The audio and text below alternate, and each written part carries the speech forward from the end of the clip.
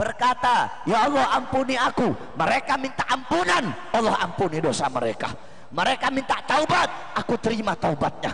Mereka minta hajat, aku kabulkan hajatnya. Karena mereka tamuku, apapun yang mereka minta akan aku beri, kata Allah subhanahu wa ta'ala. Jadi kamu jadi tamunya Allah. Bersihkan kau punya hati, bersihkan kau punya niat. Nafkah, rezeki yang kamu bawa harus nafkah yang halal, harus rizki yang halal. Jangan dari nafkah yang haram. Ada dua kelompok kelak ketika mereka pergi haji. Kelompok pertama, ketika mereka bertalbiyah, labbaik Allahumma labbaik, labbaik Allah syarika laka labbaik. Malaikat menyeru, hajimu diterima, hajimu mabrur, panggilanmu diterima, seruanmu diterima. Kenapa? Karena rizkimu halal, nafkahmu halal, bekalmu halal, niatmu bagus, niatmu baik. Tidak kamu keluar dari tanah ini kecuali dapat rahmat dari Allah. Kelompok yang kedua, mereka bertalbiyah, labbaik Allahumma labbaik, labbaik Allah syarika laka labbaik. Tiba-tiba terdengar seruan, panggilanmu ditolak, seruanmu ditolak, hajimu ditolak. Kenapa? Nafkahmu haram, bekal yang kau bawa bekal haram.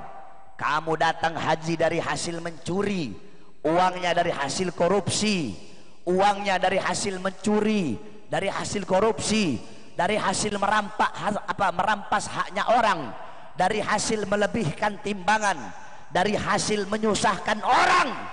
Hajimu ditolak.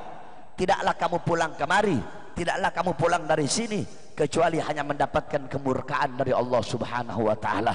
Oleh karenanya saudara-saudara yang mau pergi haji, luruskan kau punya niat, pasang kau punya niat.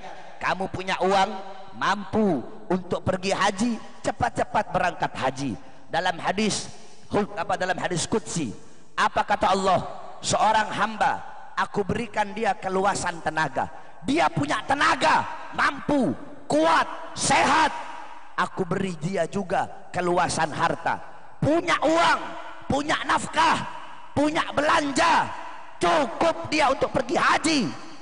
5 tahun berlalu dalam kecukupan jasad, 5 tahun berlalu dalam kecukupan harta, tapi dia tidak kembali kepadaku. Maksudnya 5 tahun berlalu dalam keberadaan harta, 5 tahun berlalu kamu banyak uang, selama 5 tahun mampu pergi haji tapi nggak pergi. Apa kata Allah?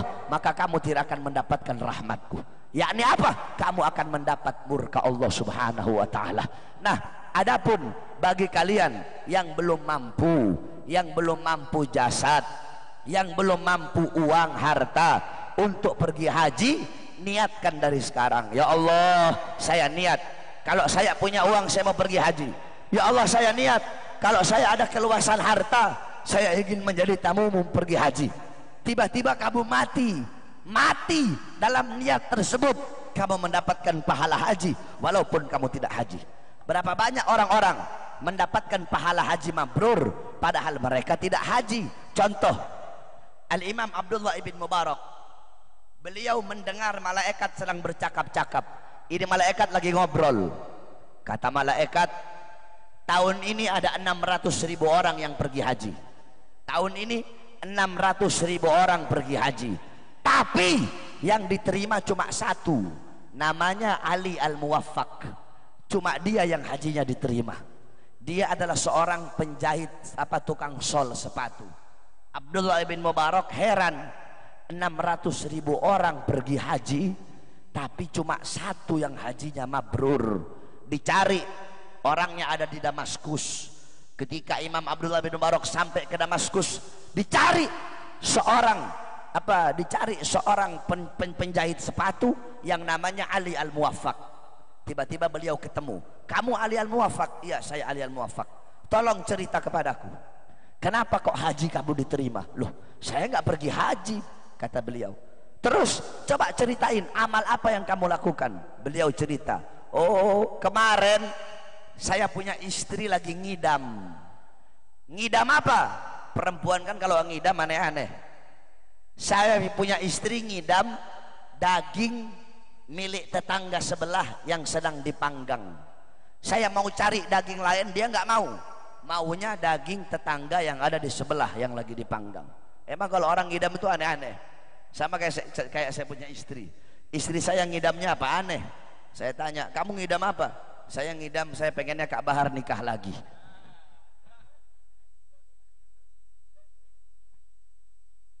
Akhirnya pergi Imam Ali Al-Muwaffaq ke tetangganya.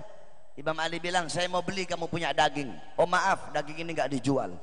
Tapi istri saya ngidam, tolong. Wahai Syekh, bagi kamu daging ini haram, bagi saya daging ini halal. Emang kenapa? Ini daging adalah bangkai keledai. Kamu orang mampu, bagi kamu ini daging adalah haram. Saya Yaab janda, anak-anak saya yatim, berhari-hari nggak makan, sehingga bagi saya bangkai ini halal bagi saya. Aku pun kasihan, maka aku berikan semua bekal hajiku kepada dia.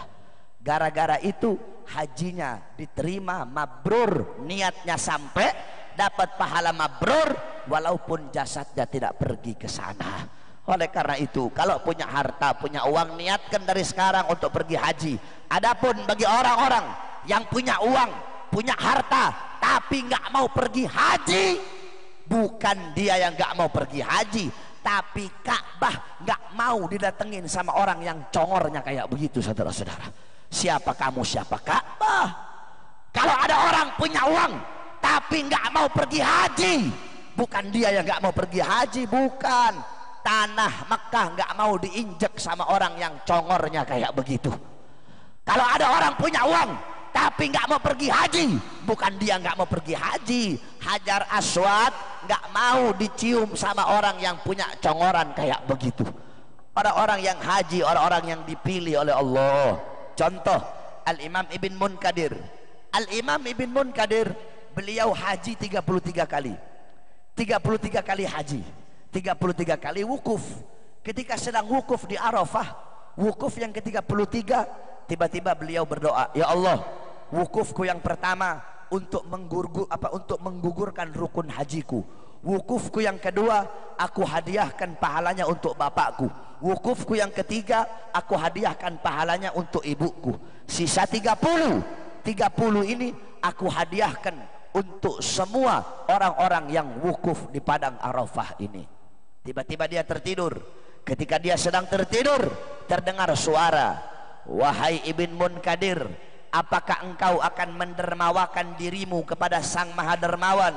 Hei Ibn Munkadir, ketahuilah bahwasanya Allah telah mengampuni dosa-dosa orang yang wukuf di Arafah 60.000 tahun sebelum Allah ciptakan padang Arafah. 60.000 tahun sebelum Allah ciptakan Arafah, sudah Allah ampuni dosa-dosa orang yang wukuf di Arafah. Berarti orang-orang yang haji itu adalah orang-orang yang dipilih oleh Allah Subhanahu wa ta'ala.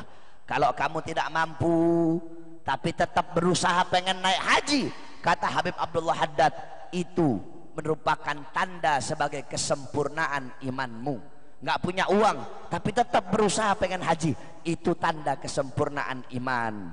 Tapi nggak punya uang, maksa pergi haji sampai anak istrinya terlantar, pergi haji tapi bikin susah orang, kata Habib Abdullah Haddad, ini justru jatuhnya haram. Jadi sama kayak orang bangun rumah tapi dengan waktu yang sama dia menghancurkan satu kota. Jadi kamu nggak cukup hartamu, niatkan dari sekarang agar apa? Agar Allah Subhanahu wa ta'ala jadikan kamu tamu-tamunya Allah, sehingga bisa pergi haji dan menjadi haji yang mabrur. Loh Beb, contoh haji mabrur itu seperti apa? Ada tandanya, ada alamatnya. Kamu lihat artis-artis tuh, banyak artis-artis di TV, betul? Banyak artis yang naik haji, betul? Mereka pergi haji pakai pakaian ihram, pergi haji, pakai jilbab ditutupin, pulang pakai rok mini, pulang joget dangdut, pulang goyang itik, pulang goyang ebor, tetap gak berubah. Kenapa? Karena pergi hajinya nafkahnya haram.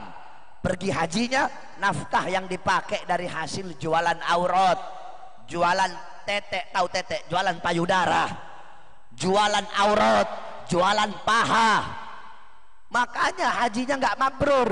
Kenapa? Nafkah yang dipakai nafkah haram. Kamu kalau mau lihat orang hajinya diterima gampang. Sebelum haji baik, habis haji lebih baik dari sebelumnya. Sebelum haji buruk, habis haji jadi hamba yang baik. Yakni apa? Bertambah ketaatannya, al barokah, berkah. Nih banyak orang Banjar, orang Madura suka ngomong berkah. Dikit-dikit beb minta berkahnya, beb minta berkahnya. Berkah itu apa? Hah? Berkah itu bukan bertambah harta, bukan bertambah pangkat, bukan bertambah umur, bukan bertambah jabatan. Al barokah tuzidukum fit ta'ah. Barokah bertambahnya ketaatan, kepatuhan, ketundukan kepada Allah Subhanahu wa taala. Jadi kalau sebelum haji buruk, habis haji baik, bertambah kebaikannya, berarti hajinya diterima oleh Allah Subhanahu wa taala.